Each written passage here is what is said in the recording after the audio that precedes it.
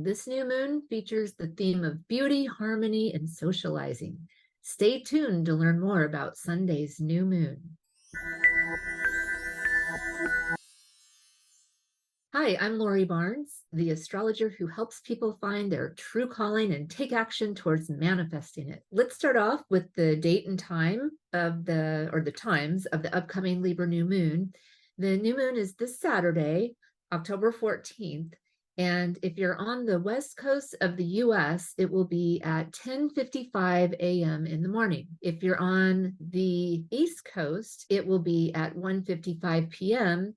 And if you are in Rome, where I'm broadcasting from, it will be at 7:55 p.m. The new moon in Libra is going to be at 21 degrees, and it's a solar eclipse. If you don't have your natal chart placements memorized, it's really best to have your chart in front of you while you're listening to this video. You'll want to see what house occupied by the signs that I'm going to talk about, because the planets occupy the different signs, and that's going to give you information on the houses. It'll provide a lot more detail about the part of your life that is activated by the moving or the transiting planets. If you are unsure of what the different astrology houses mean, I'm going to include a link in the description below that you can click on, and you can read more about that. If you don't have a copy of your chart, you can get a free one. I recommend two different online websites that you can get your chart for free. The first one is astro.com, and the other one is astro-seek.com.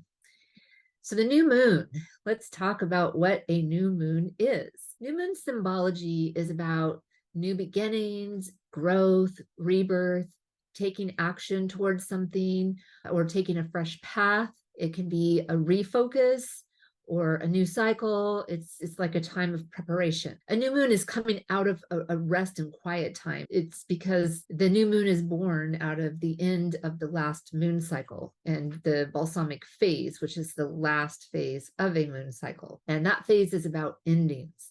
So the new moon shares the dark sky with the balsamic phase of the previous phase. A new moon is when the moon isn't receiving light from the sun. It's a dark moon and a dark sky. The nights are at their darkest.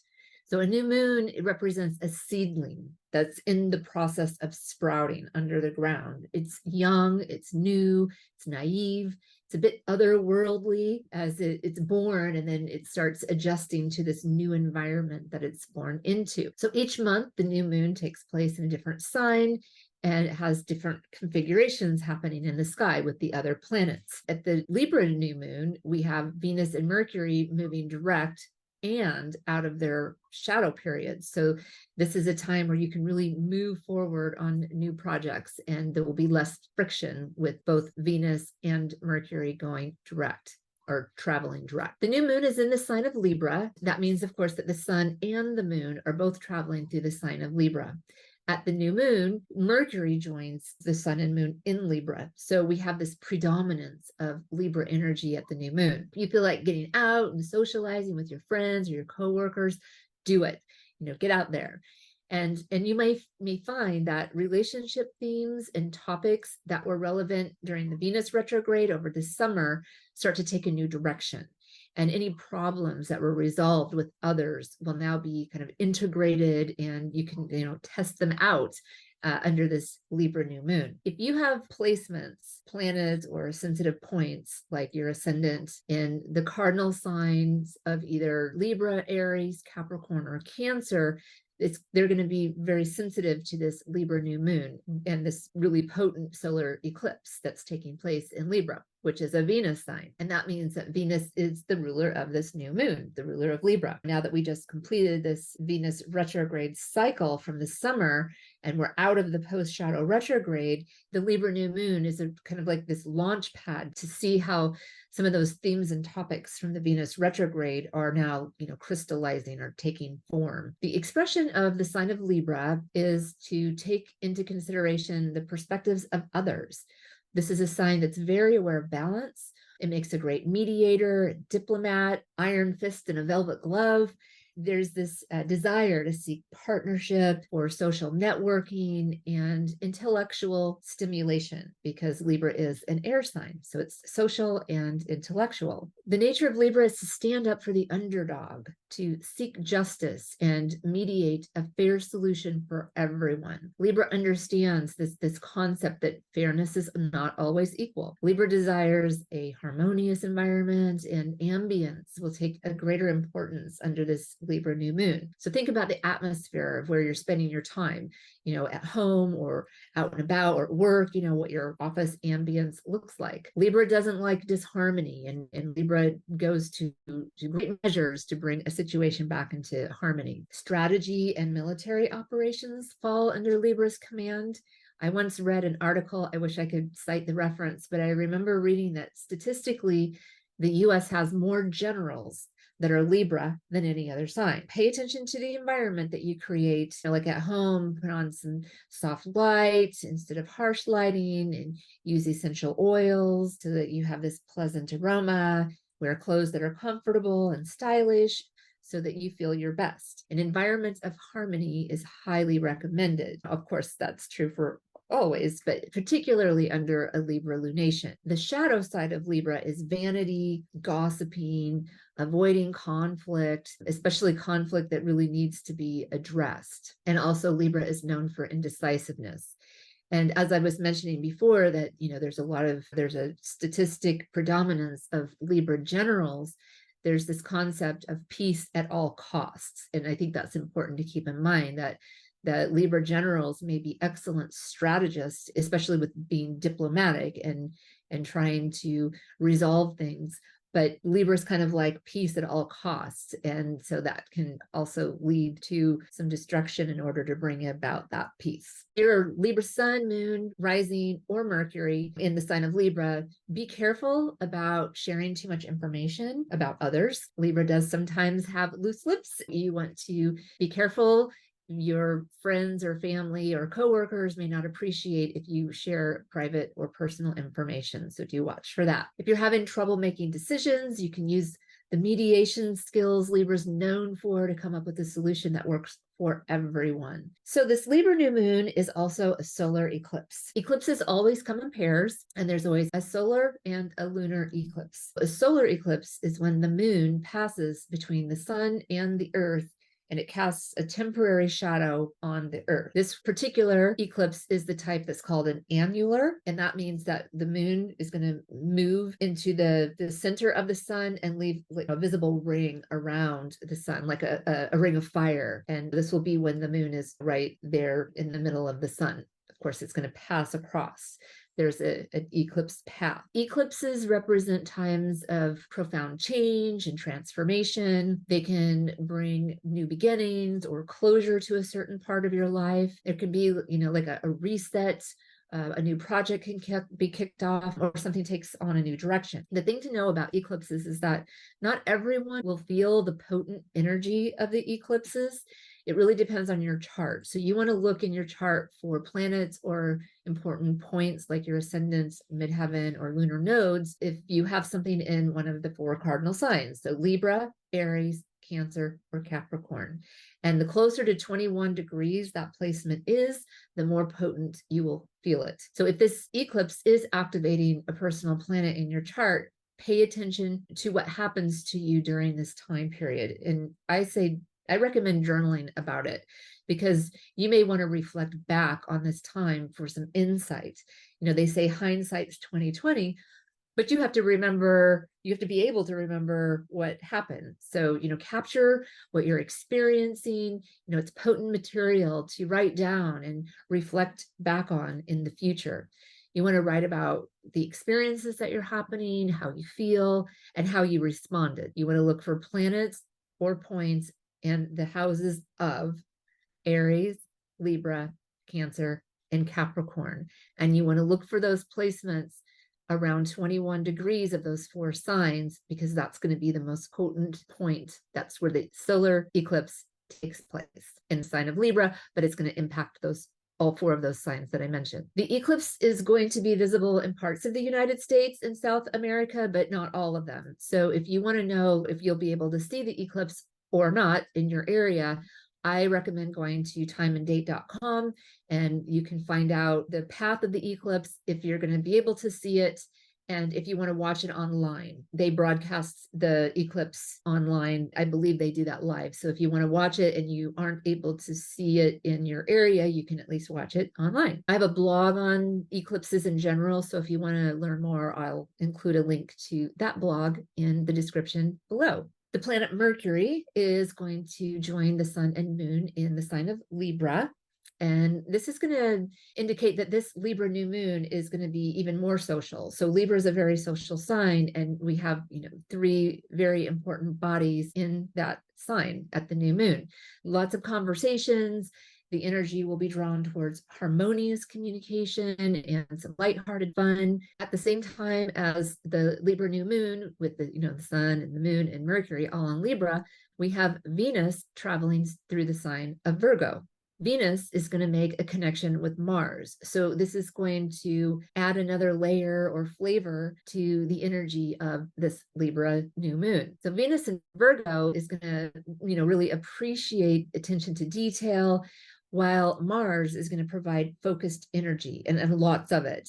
And Venus and Mars are in a harmonious and activating sextile aspect. So when you add a Libran harmonious atmosphere and strategic mentality and social consciousness and this diplomatic approach with the placements of Venus and Mars, this sets up the stage where you can really zoom forward and get a lot done. Finally, right after this long summer of retrogrades, we have this nice, beautiful new moon for charging ahead and getting things done. Another configuration that I wanted to talk about is Chiron, which isn't a planet, it is an asteroid. And Chiron is traveling through the sign of Aries. Chiron is going to be exactly opposite of the planet Mercury in Libra. This could ask you to, watch for experiences that bring up something from the past and acknowledge how far you've come, because things that come up from the past, Chiron is the wounded healer.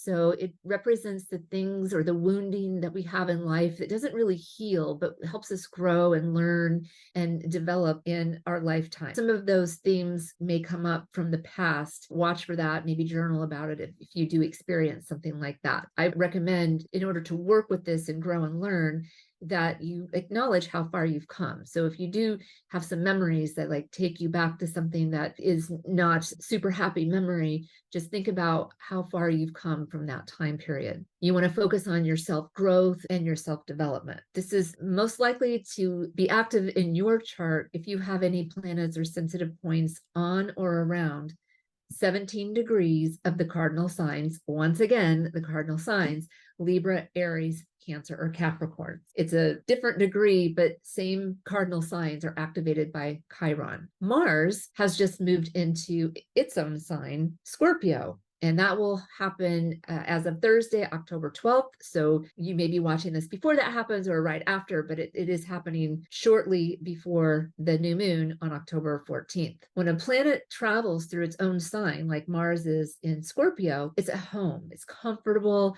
it's able to carry out its actions kind of unhindered, without friction. So look for where Scorpio is in your chart for where you're going to get an extra boost in energy from Mars. Mars in its own sign of Scorpio can be very shrewd and calculating. You can move something forward more easily in the areas represented by the house that Scorpio occupies in your natal chart. Mars is the planet that's about taking action. If you sit by just idly waiting for something to happen, it probably won't manifest the way you want. You have to actually take action. You're going to have, or we're all going to have, Mars traveling through Scorpio until November 23rd when it moves into Sagittarius. Remember that right now at the Libra new moon, Mars is going to make this harmonious and energizing sextile with Venus in Virgo. And the energy between these two planets is precise, practical, and intentional. There's a lot of energy.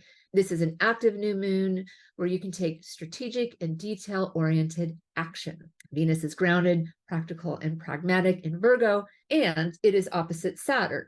while Venus has this nice sextile with Mars, this is helping Venus to kind of like harmonize whatever Venus, if you look to your Virgo house in your chart, you can see what activities, topics, themes Venus is activating, and where that boost from Mars might help you get things done, create some harmony and peace, maybe help you do things with other people that are related to that part of the house, because Venus is all about relationships and how you work with others, or do things with other people. So now Venus in Virgo, which is practical and grounded and pragmatic in Virgo, is also opposite Saturn. Saturn is traveling through Pisces. Saturn is father time, and father time is helping us keep track of the long-term vision and how to be adaptable to situations so we can grow. While Venus is over there very busy working out the details of this overall vision, Venus is like